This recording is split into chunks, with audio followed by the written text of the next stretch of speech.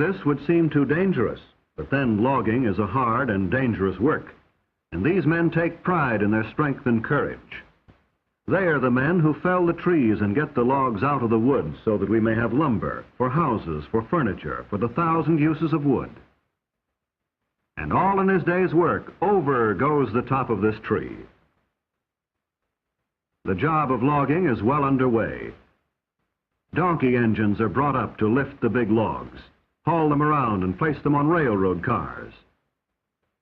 Heavy cables and huge pulleys are needed to lift logs weighing up to 50 tons.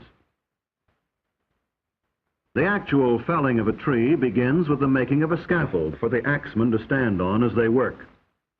Then they begin their cutting their way into trees that may be as old as our civilization.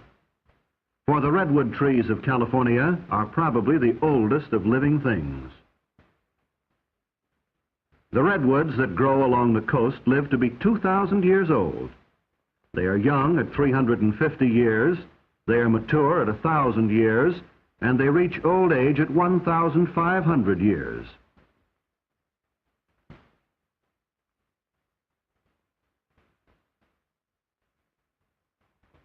All of the world's history since Christ was born could have occurred during the life of perhaps one of these redwoods. But just as the tree itself is able to live through centuries, to live even through forest fires, so when the axes, the wedges, and the saws bring it down, the lumber will last for many, many years. That is why it is very valuable as lumber. Insects and fungi do not hurt it, and it actually resists fire. So the saws keep working and the axemen bring the tree down, figuring the fall carefully so as not to hit other trees and splinter the wood. When the cutting is finished, the men get away fast from the base of the tree as it falls, for sometimes trees twist or fall in a way not expected.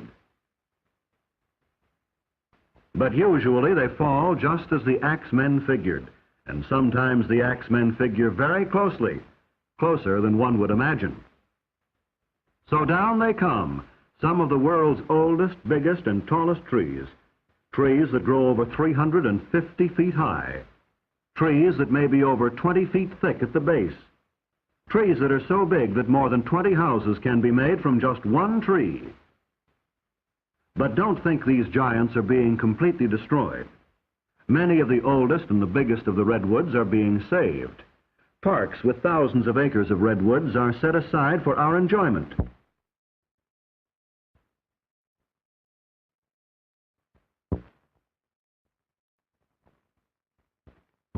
But now the logs are cut to the lengths wanted by the mills and the carpenters and started on their way to becoming boards useful to mankind.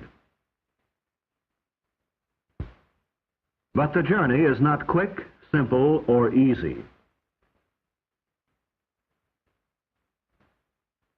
The logs must be snaked out by big tractors and loaded onto heavy trucks, or dragged by the tractors out to the edge of the clearing where they can be picked up and carried overhead toward the railroad.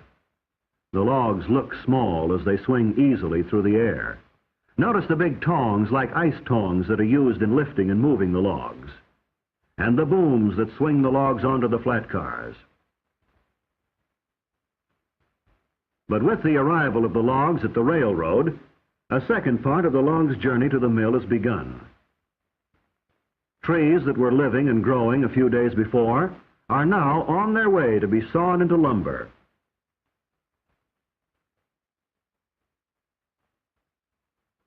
These coast redwoods are used for lumber, but there is another species of redwood which is not. It is the redwood of the Sierra Nevada mountains.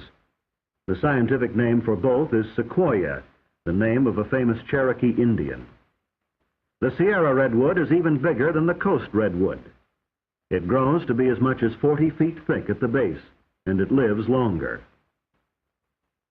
It may live to be 4,000 years old. Redwoods are today native only to California and a small section of Oregon. But thousands of years ago, they were to be found throughout Europe and Asia. They grew in countries that are now cold but were at one time warm. Places like Alaska, Iceland, and Greenland. Their history goes back millions of years to the time of the dinosaurs. But here at the sawmill, the redwoods are just big logs that have to be unloaded into the mill pond. And the straight arm that is used in football is found here to be simple and efficient. Trainload after trainload comes to the mill to meet the huge demand for redwood in this country and abroad. The demand for a wood that will not rot, that termites will not eat, that fire cannot easily burn.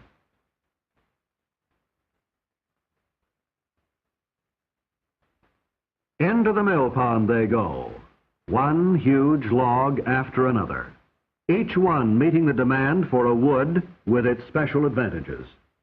Here are the timbers that won't rot in wet mines, or the railroad ties that won't catch fire when burning cinders fall on them. And here is a mill where the logs are brought from the forest and stored in a mill pond where they can be easily moved.